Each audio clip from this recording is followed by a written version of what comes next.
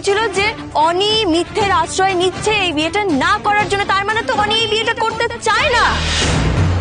তা মেয়ে না মানে না, এই কথাটা ছেলেরা কবে বুঝবে? আর তুমি হঠাৎ করে বিয়ের জন্য। শুধু তোমার জন্য সিরিয়ালের আজকের পর্বে দেখা যাবে পিসি ঠাম্মি রাহিকে মানা করে দিয়েছিল অনির আশীর্বাদে থাকার জন্যে।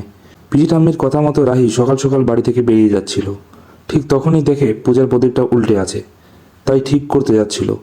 তখন পিসি ঠাম্মি বাধা দিয়ে বলে, তুমি একদম হাত দেবে না, এটা শুভ কাজ, অমঙ্গল হয়ে যাবে।